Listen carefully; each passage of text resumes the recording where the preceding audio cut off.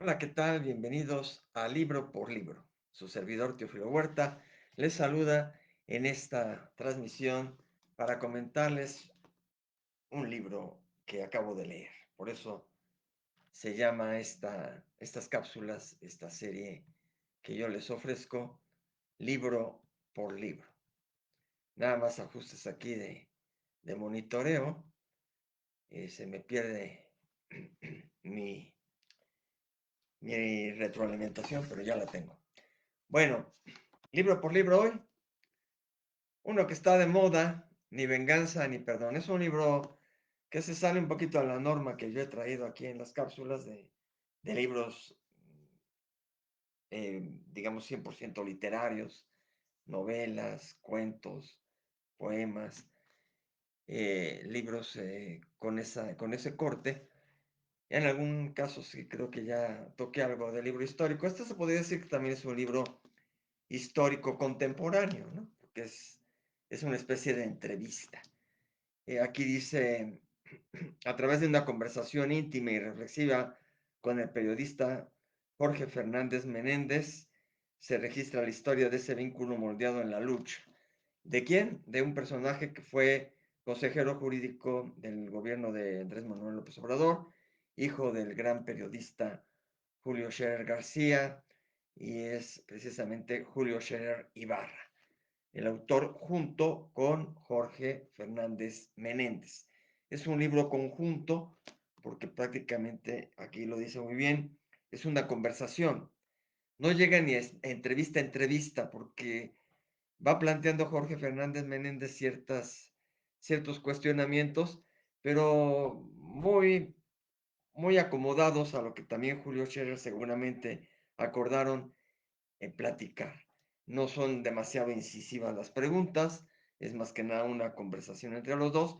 Y entonces el libro se va dividiendo en unas partes con el texto de Jorge Fernández Menéndez y en otro con más peso para Julio Scherer Ibarra, ¿no? Pero tampoco es un libro que sea un ensayo en el que Julio Scherer Ibarra haya construido todo su argumento y lo haya plasmado, ¿no? Entonces, también por eso tiene cierta deficiencia en cuanto a la construcción lingüística, ¿no? No es un ensayo depurado, una propuesta, etcétera, sino al calor de la conversación son las respuestas, la manera muy coloquial de expresarse de Julio Scherer Ibarra. El título llamativo, publicitario, además da mucho para pensar porque por un lado podría pensarse que ahora que saca esto a colación Julio Scherer Ibarra, quiera decir que no tiene ni venganza contra López Obrador, pero que tampoco lo perdone, ¿no? Pues, y por otro lado también en cuanto a que él no quiere venganza con nadie, pero tampoco perdona a nadie, ¿no? Entonces es muy, curiosa. Tiene un subtítulo porque es Ni venganza ni perdón, una amistad al filo del perdón, del poder, perdón. Una amistad al filo del poder. Se fue construyendo esa amistad porque venía del gran periodista Julio Scherer García con el propio López Obrador y después pues la cultivó él como su hijo, con el propio López Obrador. Él ya había tenido alguna relación también con otros políticos en otros sexenios por su actividad de abogado, había tenido ya roces con algunos. Aquí al principio lo que apunté ahora fueron contra quién de alguna manera, a quién critica, contra quién se va. Y en otros tiempos, pues menciona a López Gatell, a Rosario Ibarra de Piedra, que es la hija, a Dan Augusto, otrora, bueno, estos son algunos personajes que menciona un poco colateralmente, que no tuvo mucha empatía con ellos, ¿no? Pero no es demasiado incisivo con ellos. De los otrora, perdón, de los anteriores, de otros sexenios, que también tuvo ahí algunas situaciones con el abogado Juan Collado, con Francisco Gil Díaz, que fue secretario de Hacienda, con el propio Enrique Peña Nieto, y finalmente también con Hernán Gómez Bruguera, que es un crítico, un comentarista, no sé si estrictamente periodista, pero que de alguna manera sacó también un libro en que justamente menciona a Julio Scherer Ibarra en ciertas cuestiones, lo critica, y por eso también aquí hay todo un capítulo dedicado así como a defenderse. Es un libro que finalmente hacia lo que va es a defender su posición de todas las críticas que le han llovido y llegado a Julio Scherer Ibarra, que dicho sea de paso, pues nada tiene que ver con el papá en cuanto a la formación periodística. Él no es un periodista, es un abogado reconocido en ciertos círculos, y por eso lo llamó López Obrador a ser su consejero jurídico, y con el periodismo pues simplemente lo ligaba el pertenecer al Consejo de Administración, del cual incluso se alejó bastante durante el sexenio, y en ese Consejo de Administración pues él nada más ha estado como una especie de apoderado junto con la familia, junto con las hermanas, pero realmente no ha incidido en los contenidos, en el contenido periodístico de la revista Proceso, ¿no? Cosa que en algún momento se le trataba de imputar y él dijo, no tengo nada que ver con eso. Por eso, más que nada, las fricciones, por ejemplo, con Francisco Gil Díaz antes del sexenio de López Obrador. Ya después, en el libro, pues sí, habla de mucha confrontación con, obviamente, el fiscal Alejandro Gersmanero, con Jesús Ramírez, al cual le dedica todo un capítulo, o casi dos capítulos, a Adán Augusto, bueno, a Adán Augusto sí lo menciona hasta cierto punto un poco más, a Manuel Bartlett, a María Elena Álvarez Buila, que no tampoco tenía mucha relación con ella, pero la señala como alguien negativa dentro de todo el proceso del gobierno. Y luego ya también se va pues contra otro abogado que es Pablo Díaz Gargari, y contra este personaje Hernán Gómez Bruguera. Bueno, ahí fui apuntando y por eso se me repitieron aquí algunos nombres, y aquí la confusión también de cuando mencioné el otro y cuáles mencionaba no con mucha empatía, pero no hay una crítica atroz, ¿no? Primero sí pensaba yo de Adán Augusto, pero luego lo critico un poco más, pero Rosario Ibarra de Piedra, López Gatell, como que también dice que no simpatizó con ellos. Bueno, voy a leer algunos pasajes y ya comentaré algunos detalles de cómo está construido esto. Repito, lo de Fernández Menéndez a la mera hora es menor porque solamente son como las preguntas, y a veces en algunas introducciones de los capítulos entra ahí la redacción también de Fernández Menéndez, y no en todos, en algunos. Y en la mayoría son como las preguntas o la parte esta en donde daba pie a que Julio Scherer Ibarra se explayara. Así que prácticamente todo lo que he escogido pues es de palabra de Julio Scherer Ibarra. Dice: Andrés Manuel tiene eso que muchos políticos nunca han tenido, un conocimiento del país entero, de las regiones completas, pero también de los pueblitos completos. Bueno, quiero decir además que prácticamente en todo el libro, pues nunca critica a López Obrador, critica muchas de las circunstancias que rodearon a López Obrador, o de los personajes que él considera negativos, que ahorita he mencionado, y que le hicieron daño a López Obrador y al sexenio y al gobierno en sí, según la óptica de Julio Scherer Ibarra. Pero nunca es de decir López Obrador falló en esto, falló en lo otro, falló. No, prácticamente no. Colateralmente, pues dice, hubo tales cosas, que la mañanera, que se excedieron con la prensa, no tuvo buenas relaciones, etcétera, pero es simplemente a nivel comentario, a nivel percepción, pero no como diciendo, trató mal a los periodistas, sino que no tuvo buena relación. Además, maneja ahí el lenguaje no en el sentido de quererle echar tierra, sino simplemente de una apreciación que tiene. Claro que seguramente a Andrés Manuel López Obrador, pues no le ha de haber gustado nada el libro. Ya no volvió a tener mucha relación con él, pero en alguna parte incluso se justifica y dice, pues yo sigo considerando mi amigo, ¿no? Aunque ya no lo he vuelto a ver, no he vuelto a tener contacto con él, pero pues se atrevió en un momento dado, pues para defenderse de lo que le empezaban a decir él, por otros frentes, por otras circunstancias. Y por eso quizá lo convenció el periodista Jorge Fernández Menéndez de entrarle un poquito a esa disputa y a esa cuestión en el ring, ¿no? Por eso también el subtítulo, una amistad al filo del poder, ¿no? O sea, pues allí, justamente ahí, cercano al poder y como que la amistad también así, pues al filo del poder y después como que se diluye la amistad, pues, precisamente porque él se quiso separar del gobierno y ya con la lejanía, pues se dio toda esta circunstancia, ¿no?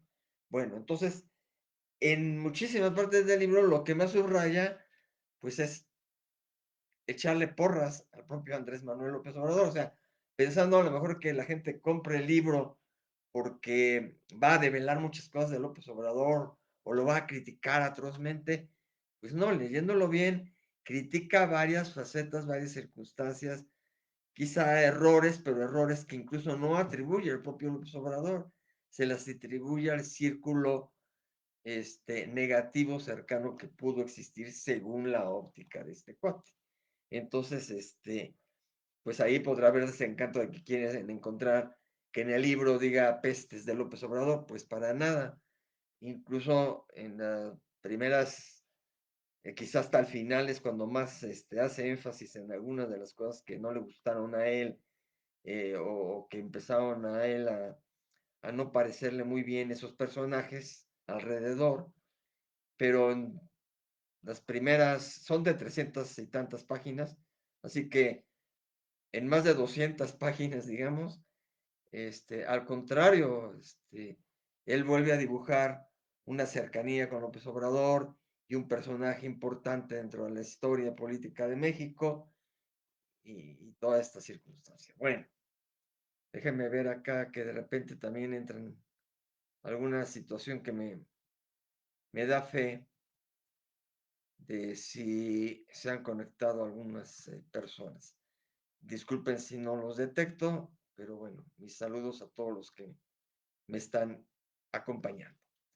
Bien, bueno, me quedé en esa primera porque precisamente de partida, vean cómo ahí, pues él habla de cómo López Obrador siempre estuvo cercano a la gente y cómo era incansable y le gustaba precisamente recorrer el país entero, etcétera, etcétera, etcétera, ¿no? Entonces, va dibujando a alguien que él estaba convencido, estuvo siempre convencido y no dejó de estar convencido.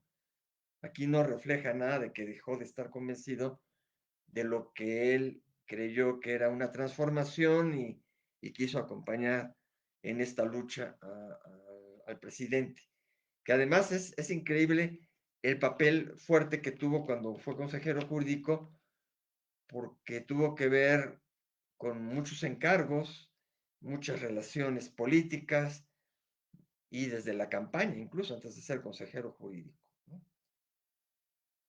Ah, después precisamente de la derrota que tuvo ante Felipe López, ante Felipe Calderón, y que fue cuestionada esa elección, que fue muy cerrada, y que se sospecha que también pudo haber existido ahí algún tipo de fraude.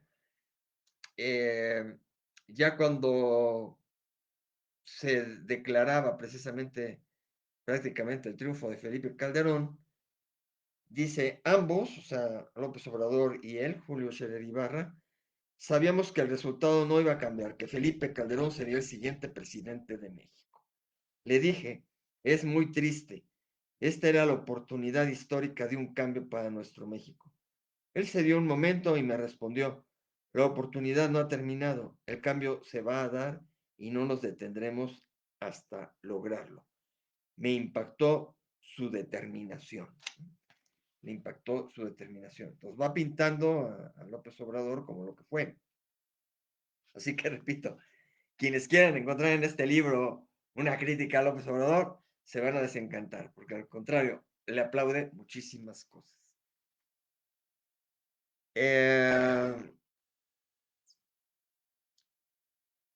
Dice, lo cierto es que el presidente no cambió nada de la manera de operar con los medios. Esto ya, pues, en la plena, en el pleno sexenio que operó como presidente López Obrador. Sobre todo por las intervenciones fallidas e interesadas de Jesús Ramírez, un personaje espantoso. Ahí sí se va contra personajes alrededor, ¿no? Que tampoco seguramente a López Obrador le gustará, pero, pero nunca hace una crítica contra López Obrador en sí, ¿no? Sino contra algunos personajes. Y aquí se gana más enemistad, o sea, con el libro quiso defenderse, pero a la vez sacó a la luz pública estas cosas, esta enemistad con algunos, y entonces pues se le han seguido yendo a la yugular, ¿no? Yo no sé si le convino sacar el libro o no a él sabrá si fue acertada la decisión o no, porque pues tratando de defenderse, lo han atacado más, ha salido más en los medios, etc. Déjame ver, traigo escogidas aquí algunos párrafos. Independientemente de que me dio la confianza como consejero jurídico, López Obrador, la realidad es que Andrés tenía muy claras las cosas que tenía que hacer en términos de reformas para mejorar el gobierno.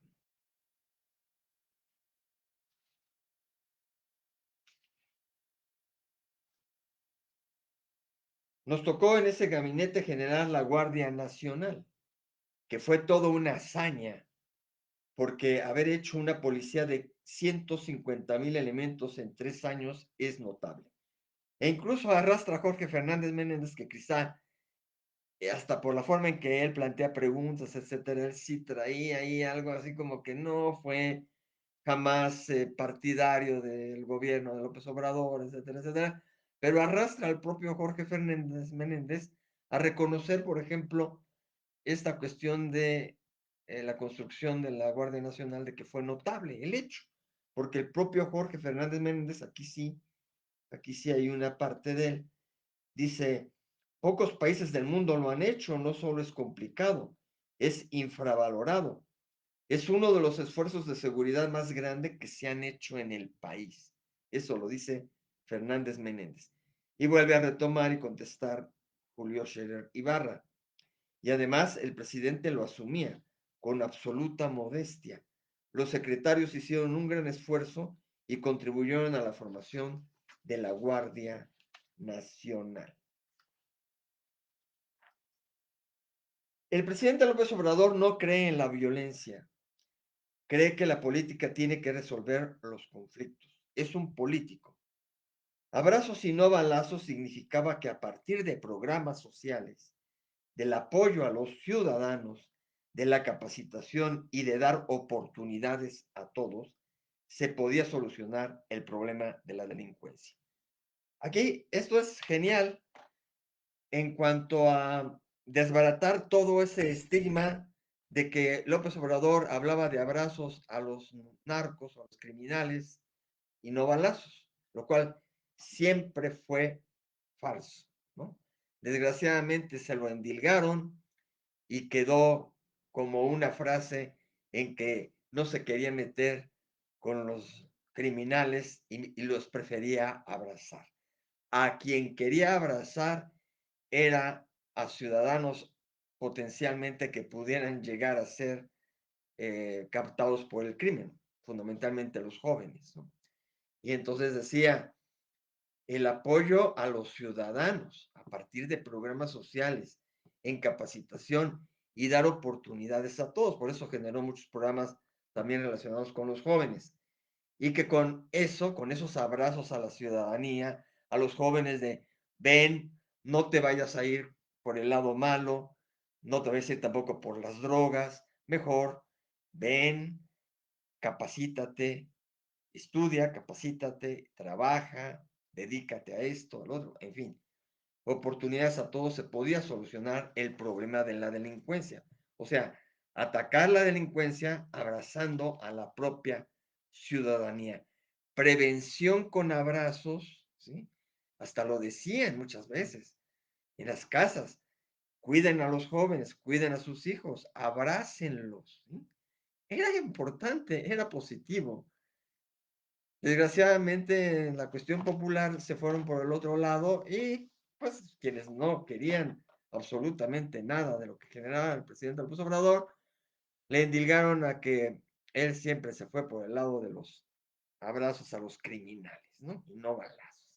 Y por eso ahora celebran que, bueno, en la continuidad, Claudia Sheinbaum no adoptó la frase, no la repite, no nada por el estilo, aunque sigue la misma línea. Precisamente dice, tenemos 4 vertientes y la primera de ellas es prevención, prevención, atención a cualquier situación problemática social que exista para encauzar precisamente a la ciudadanía, a los jóvenes, por senderos positivos, ¿no? Entonces, está en la misma tónica, nada más que ella no habla ahí de abrazos porque no se quiso meter, no quiso comprar tampoco esa crítica que existía y le dio para otro lado. Ciertamente, no hubo una política de López Obrador en que se atacara frontalmente al crimen, salvo cuando detuvieron al Chapo, al hijo del Chapo, al hijo del Chapo, que además ahí luego lo liberaron, luego otra vez cuando lo volvieron a tomar. O sea, fueron muy focalizados los momentos agresivos o pues necesarios por parte del ejército contra circunstancias criminales, ¿no?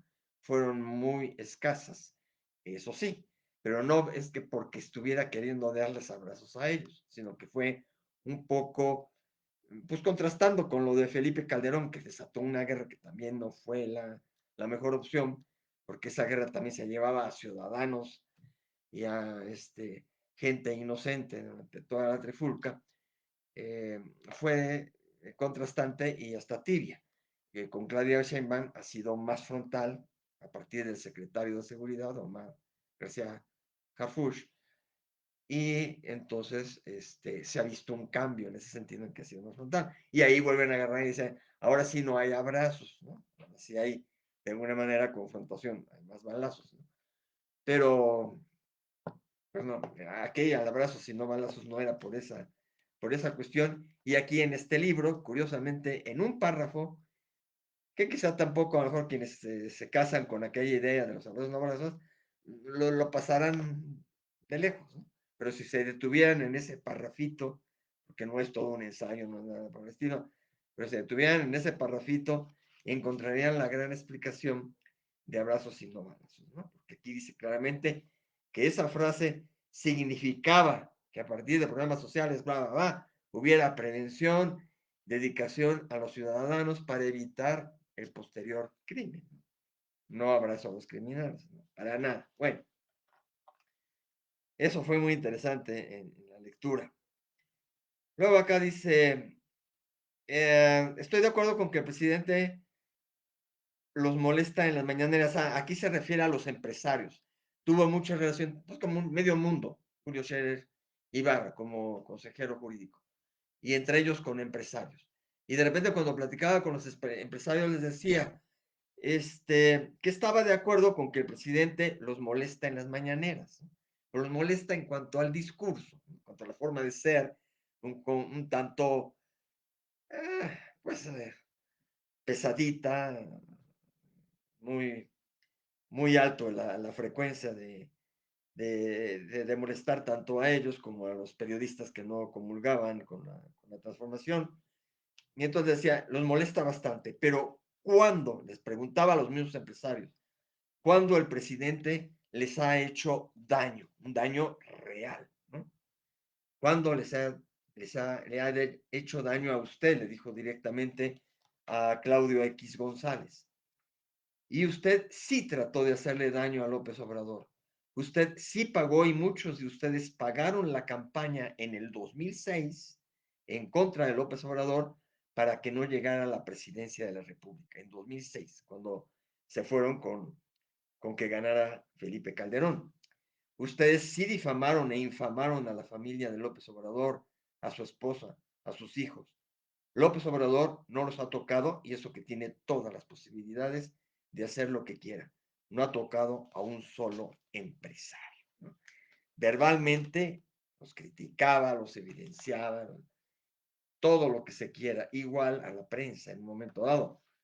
E igual con la prensa, decía cosas, pero nunca les cayó la boca o les puso algo para que no hablaran o les quitó un medio de comunicación. Nada, libertad de prensa mayor que antes, incluso en los sexenios de Echeverría, de Salinas de Gortari, mucho más. Bueno, aquí tampoco yo quiero marcar totalmente una verdad y verme como partidario total de una situación. Simplemente viene a colación por esta historia contemporánea y reflexivamente, analíticamente, bueno, ese es mi parecer también y es mi punto de vista, el cual puede contrastar con alguno o muchos de ustedes que me están haciendo el favor de seguirme y que es muy respetable también la opinión de ustedes, que a lo mejor es contraria o difiere, disiente con lo que yo aquí también expresé.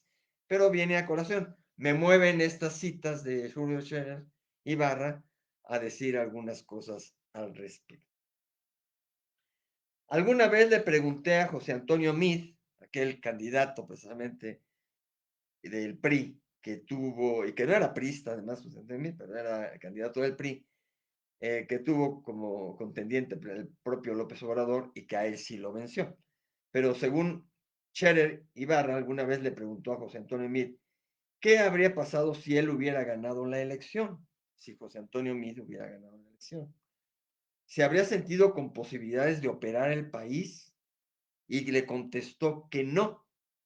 Creo, dijo, que si hubiéramos seguido con las políticas que se llevaban, el país socialmente nos habría reventado, le dijo José Antonio Meade. Aquí Scherer Ibarra como para decir, pues hasta el propio Meade reconoce que él no hubiera sido capaz de llevar una transformación como la que está llevando a cabo, la que llevó a cabo López Obrador, ¿no? Y como que también en el fondo Meade reconocía que ya hubiera sido inoperable la situación, el país se le hubiera ido de las manos hasta cierto punto, y que a lo mejor con ese sexenio López Obrador, con el cambio de política, los ánimos se habían calmado hasta cierto punto, ¿no? Bueno, dice Scherer Ibarra en otra parte, para mí fue un honor volver a entonar el himno nacional con orgullo. Me acuerdo de que en el gobierno de Fox se cantaba el himno en las peleas de box, no en los actos formales. Ya nadie tenía interés en los actos formales del gobierno. Y con Andrés Manuel se recuperó esa dignidad del Estado Nacional del gobierno. Ahí le salió la parte patriótica a Scherer Ibarra. Y luego dice también, la mañanera fue un invento magnífico. No creo que haya otro país en el mundo que resista un programa de 2 horas y media diarias, en donde el presidente de la República se dirigía al país. Por eso contábamos desde el principio que el presidente era un catequizador, ¿no? Ahí un poco hablando de las mañaneras. Cabe decir que en Venezuela, ahí sí, Hugo Chávez ya había impuesto a través de la radio una cuestión ahí diaria de diálogo con el público, de mensaje al público, y luego Vicente Fox lo copió, o sea, primero que copió a un venezolano, ¿no? Que también se champa mucho de México, Venezuela, etcétera, y Fox imitó a Hugo Chávez de Venezuela y sacó un programa también, quizá no diario, pero era semanal, así como la hora nacional, pero aparte de la hora nacional. Vicente Fox tenía un programa por ahí, no recuerdo si era en fin de semana, en las mañanas, ¿no? Sábado o domingo en las mañanas. Vicente Fox era así un resumen de la semana y hablaba y bla, bla, bla, según eso con un interlocutor, pero prácticamente él era el monopolizador de la palabra, del discurso, y entonces, pues ya se había establecido aquí en propio México por Vicente Fox una cuestión también doctrinaria, digamos, del gobierno, ¿no? Semanalmente, Vicente Fox echándose porras sobre lo que había generado durante la semana, ¿no? Que era semanal. Ya López Obrador vino a revolucionar todo con lo de diario. Claudia Sheinbaum, a lo mejor todavía cuando era candidata o cuando acababa de ganar el presidente electa, etcétera, le preguntaban que si iba a tener mañaneras. Y yo creo que dentro de ella decía, pues a lo mejor sí, a lo mejor no, porque contestaba, lo estoy pensando, ¿no? La corriente la llevó a tener diario otra vez la presencia, ¿no? Quizá ella iba a ser un poco más moderada, quizá algo semanal, no sé, alguna variante que iba a tener. Tuvo pequeña variante en acortarla, se propone siempre cortarla casi a las 9:30 de la mañana, no más allá, empezarla también media hora más tarde de lo que era con López Obrador. Entonces acortó el tiempo, ¿no? De menos casi a la mitad de lo que muchas veces eran las mañaneras. En eso ha variado un poco también el estilo, la manera también de dar la palabra ahí a los reporteros, que como aquí también Julio Scherer Ibarra, aquí sí también refiere, muchos de los que están allí están a modo del propio ejercicio a la mañanera. Rara vez se encuentran con algún periodista que contradiga cosas, ¿no? O de alguna manera, pues, están también dispuestos esos que les dan la palabra, pero de vez en cuando. Bueno, y aquí es donde se viene la crítica al vocero de ese entonces, ¿no? Jesús Ramírez Cuevas. Dice, en la parte de los directores de comunicación, Jesús tenía la prerrogativa de designarlos. Aquí señala una de las cosas negativas que habría existido en el sexenio, que todos los directores, los encargados de comunicación social de cada dependencia, de cada secretaría e instituciones importantes del gobierno, no los designaba el secretario, etcétera, etcétera. Claro, eran parte a lo mejor ahí, eh, cierta propuesta que pudiera existir, pero el que terminaba designándolos era el encargado de la comunicación social de todo el gobierno, Jesús Ramírez Cueva. No sé cuál fue el método que usó para nombrar a los directores de comunicación, pero los puso a todos, ¿no? Todos. Bueno. Luego acá también, en lo que sigue criticando a Jesús Ramírez Cuevas, es por su injerencia en una cuestión de ayudar a los extrabajadores de Luz y Fuerza a obtener lo que se les había quitado en cierta medida, a reparar un poco el daño a la hora que se había eh, liquidado a Luz y Fuerza por parte de Felipe Calderón, y que habían hecho toda una lucha, etcétera, etcétera. Habían perdido ciertas prerrogativas, beneficios que tenían de más con respecto a muchos otros trabajadores de México en general, ¿no? Del país. Y vean, aquí también personalmente, a mí me pareció una política razonable de Felipe Calderón en ese momento. A la manera de terminar con tanta ventaja aquí de los trabajadores de Luz y Fuerza, ¿no? No porque no merecieran los trabajadores beneficios, pero eran excesivos con respecto a otras partes de la clase trabajadora del país, ¿no? Pero bueno, hubo tanta esa cuestión de levantar banderas, ¿no? Que López Obrador buscó también apapacharlos, ¿no? En ese sentido. Y entonces se les reparó más allá de lo que ya se les había liquidado, etcétera, etcétera. Entró en juego ahí una política que le encargó al de comunicación social, que no tenía nada que ver con comunicación social, con un encargo a nivel laboral y laboral antiguo, un conflicto, etcétera, pero eso señala a Che Ibarra, que de repente hacía encargos que no correspondían a lo mejor a la misión pura del cargo que tenía cada uno de los funcionarios, ¿no? Entonces le podía encargar al de salud algo ajeno, al de trabajo algo ajeno. O sea, a quien se le ocurría en un momento dado, oye, tú éntrale un poquito a esto, ¿por qué no ves esto? ¿No? Al consejero jurídico también, ¿no? Más allá de lo netamente jurídico, de repente, oye, encárgate de esta otra cosa, ¿no? Y él, bueno, trataba de responderle con cierta tendencia, pues precisamente de leyes, ¿no? De lo jurídico, pero a veces era un poco difícil.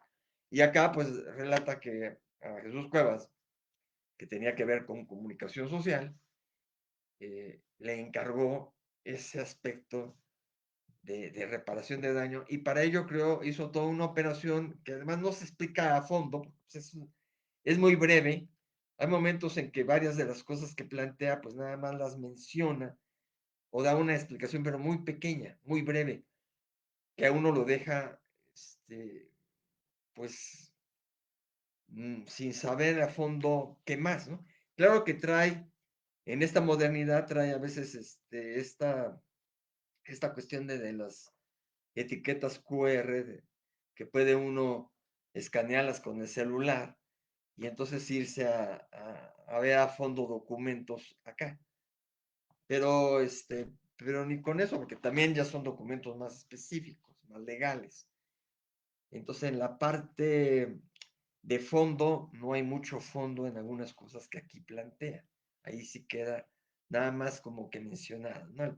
El paisaje general de lo que tuvo. Por ejemplo, aquí dice, lo que fue presentado como un acto de reparación para quienes quedaron en el limbo laboral tras la extinción del organismo, Luz y Fuerza, el centro, en 2009, derivó en una operación política dirigida por Jesús Ramírez Cuevas, claro, por encargo de López Obrador, entonces vocero presidencial, cuya influencia fue clave para convencer al presidente López Obrador de implementar el programa, pese a que la mayoría de los beneficiarios ya habían sido liquidados conforme a la ley. Entonces, aquí casi como que atiende a los ve el asunto, etcétera, pero como pinta Scherer Ibarra es que Jesús Cuevas se aprovechó para decir, mejor hagamos esto, y entonces le vendió la idea, y López Obrador dijo, pues adelante, ¿no? Sin entender tampoco a lo mejor López Obrador mucho de lo que Jesús Cuevas le propuso generar, ¿no?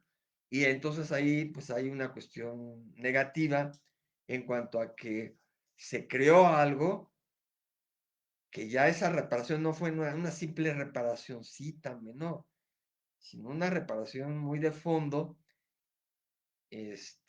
para quienes ya habían sido liquidados conforme a la ley y todavía encontraron ese beneficio.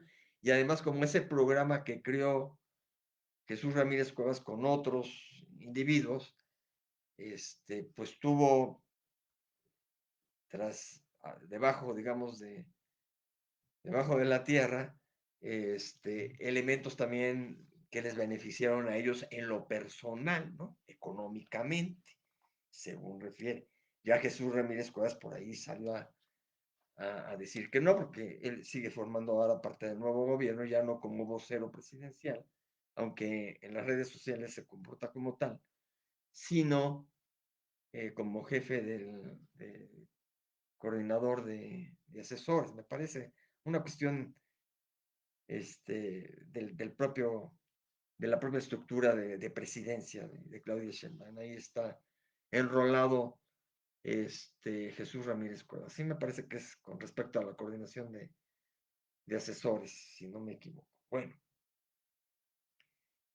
Informes reservados del Estado mexicano ubican a Jesús Ramírez Cuevas en varios encuentros con Carmona, un elemento negativo, acusado de manejos de lavado de dinero, cosas así, antes de su ejecución incluso.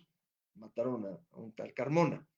De acuerdo con fuentes consultadas, Ramírez Cuevas abrió las puertas del círculo presidencial a uno de los financistas más polémicos de los últimos años. Aquí lo que tiene Scherer Ibarra es que, pues también avienta, ¿no? Avienta la acusación y no hay un sustento mayor, ¿no? Es como cuando Estados Unidos detiene, señala, dice que hay expedientes por ahí. Simplemente hay expedientes de investigación, pero no hay pruebas contundentes, ni siquiera acusación formal y ni siquiera enjuiciamiento formal y castigo y toda la cuestión.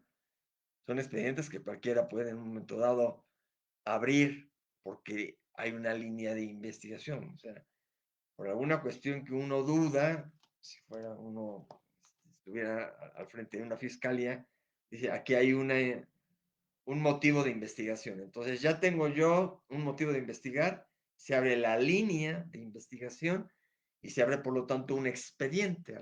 Se empieza a recabar ahí dichos y algunas que pudieran consistir en pruebas.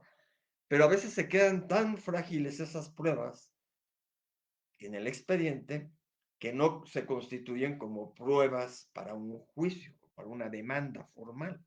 Entonces así lo hace seguido Estados Unidos. Y por eso también sacan otros libros que contra este, que ahora mencionaron este, y que hay un expediente. Pues miren, cualquier ciudadano del mundo en un momento dado le pueden abrir un expediente, ¿no?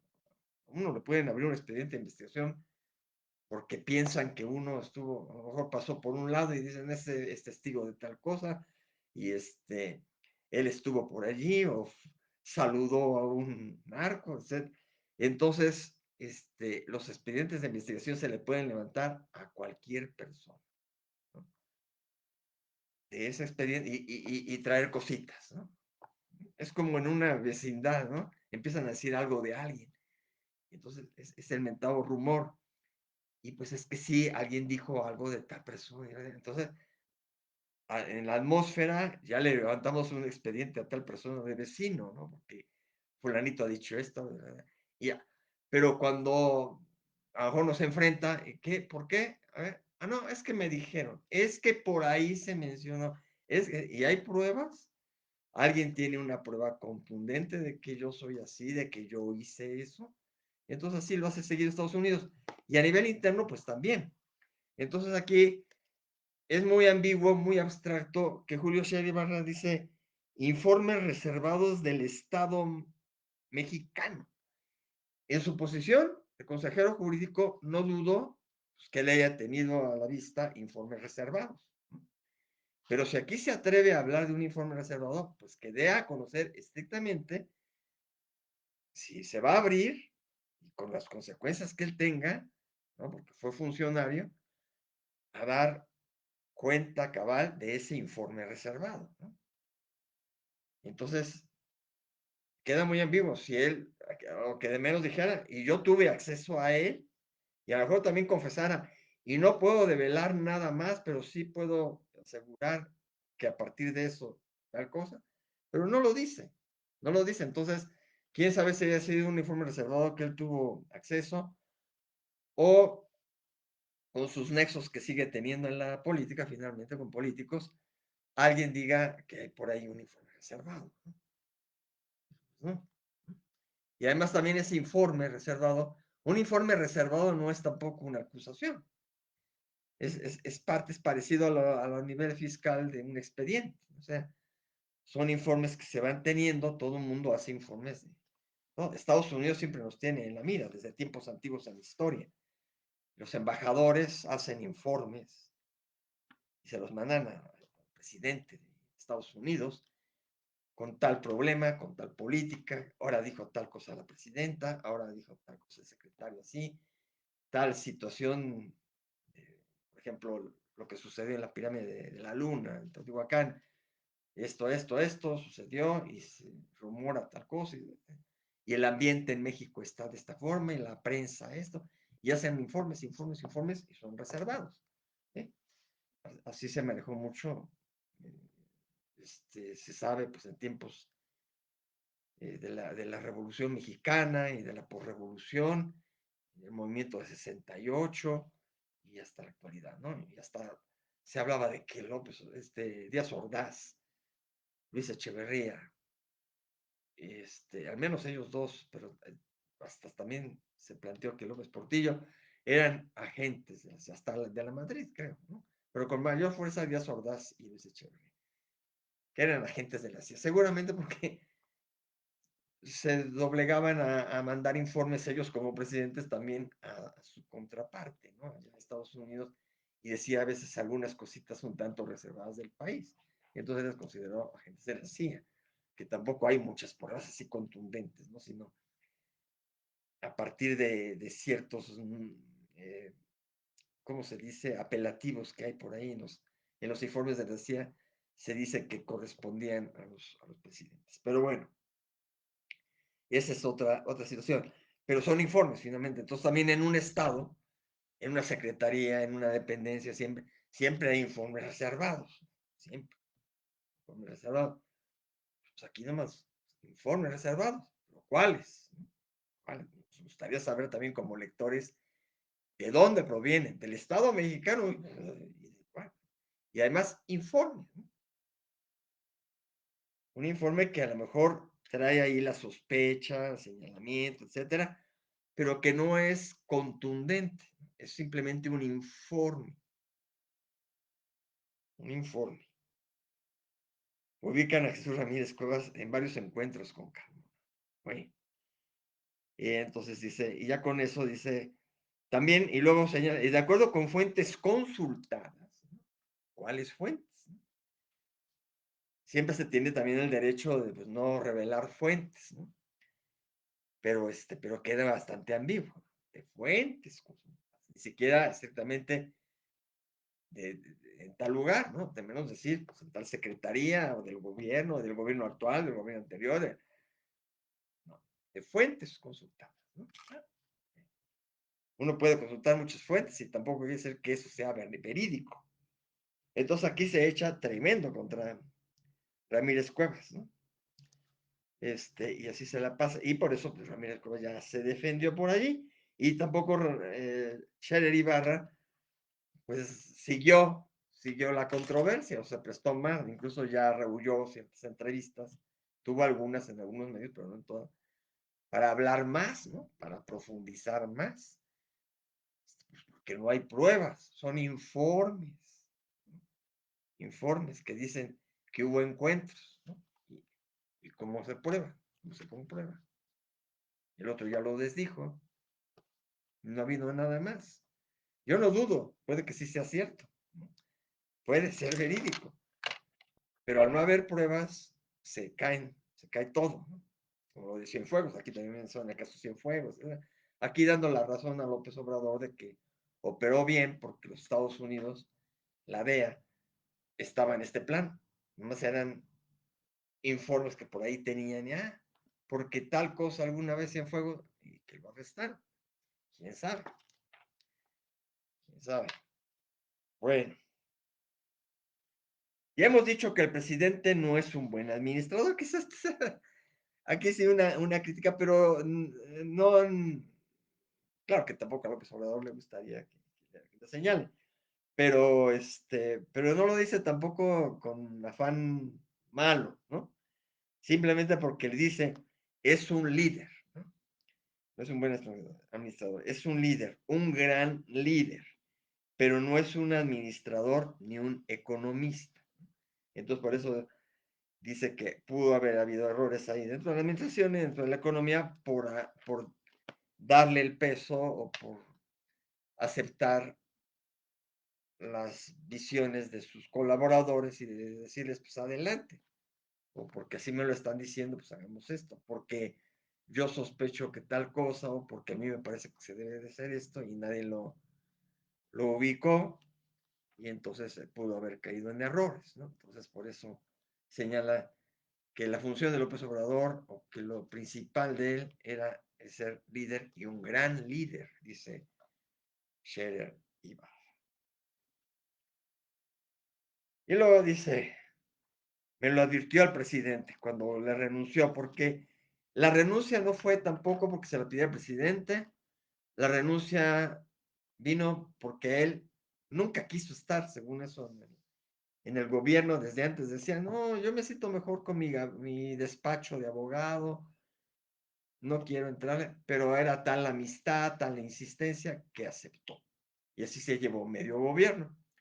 Pero de repente se cansó y dijo, ya no quiero, y no lo quería soltar López Obrador, hasta que pues, ya le insistió tanto que dijo, bueno, ¿qué te va? Pues, porque quiero estar en la cuestión de mi despacho, ¿no? Quiero volver a estar donde me siento más a gusto, ¿no? A nivel privado. Y además tengo que descansar un tiempo por la nueva ley que él mismo ayudó a que después de un tiempo, iba a ser más tiempo, pero luego le abreviaron, no pudieran participar de una cuestión privada, independiente.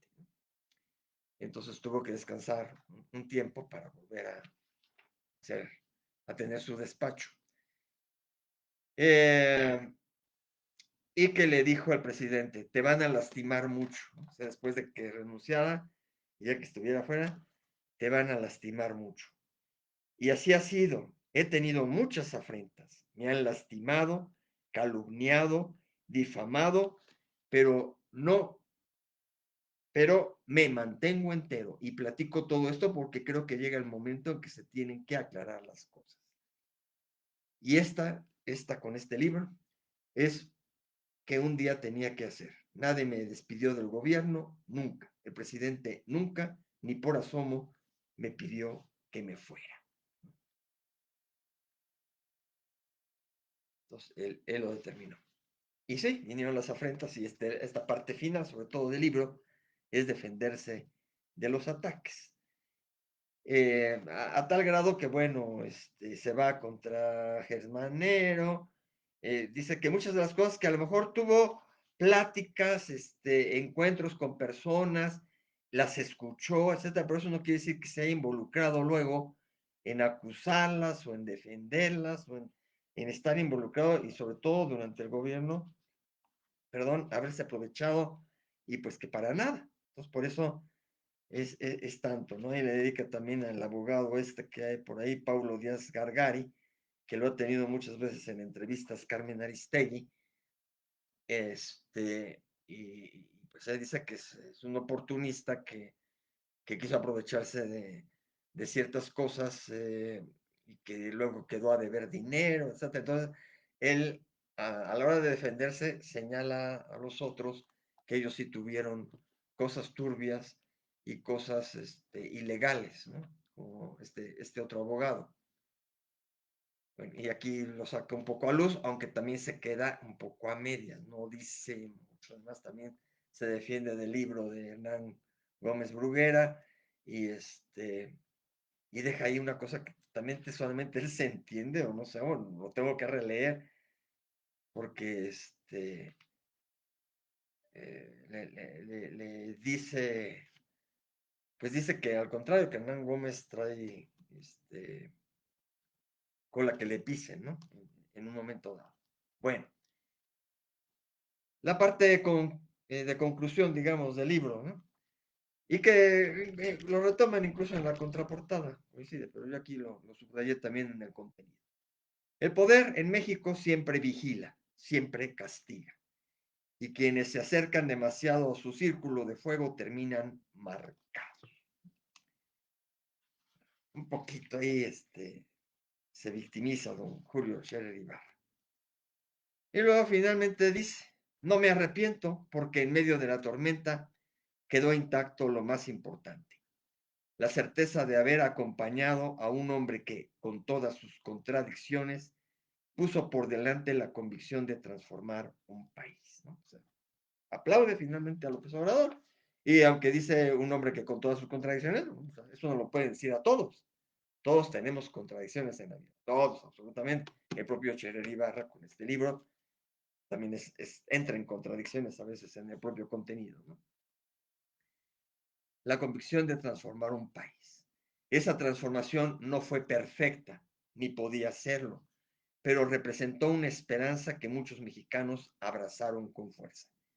Y estar cerca de ese proceso, aunque costara, fue también un privilegio que marcó mi vida.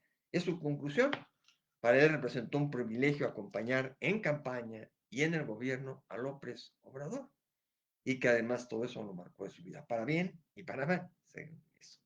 Y por ahí también en el contenido menciona que llevó muy buena relación con Marcelo Ebrard, uno de los presidenciables para la siguiente, aunque no sé, últimamente con esta situación del hijo beneficiado en la hospitalidad de la embajada en Londres, quién sabe cuál sea el derrotero que tome Marcelo Ebrard, y tampoco niega que tenía también muy buena relación con Claudia Sheinbaum, pero hasta allí, que la, que la tuvo, pero que ya no ha habido más, ¿no?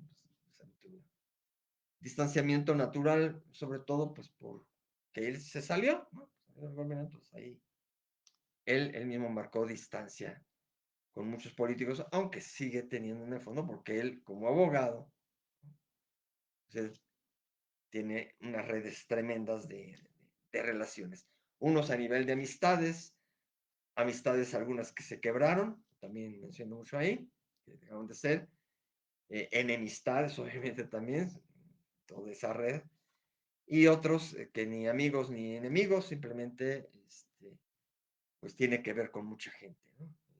Pues él se sigue dedicando a las cosas. Y aunque está en el ojo del huracán para muchos conflictos, pues él ahí lo sigue manejando. Y bueno, y con esto volvió a ponerse ahí un poquito en el ojo del huracán. Pero además, bueno, ya va prácticamente medio año del libro y al final hasta trae fotos, ¿no? Fotos de toda la cuestión, sus relaciones con gente, con políticos, con el propio López Obrador en las fotos, las comidas que dice que tuvo en la casa de López Obrador antes de que fuera presidente, con su esposa, ambas esposas las conoció fraternalmente, también con Claudia Sheinbaum también llegó a tener esa relación con el anterior esposo, en fin, toda esa circunstancia. Ahí está, pues, este ha sido el libro por libro de hoy, Ni venganza ni perdón, de Julio Scherer Ibarra. Y bueno, yo les agradezco mucho su compañía.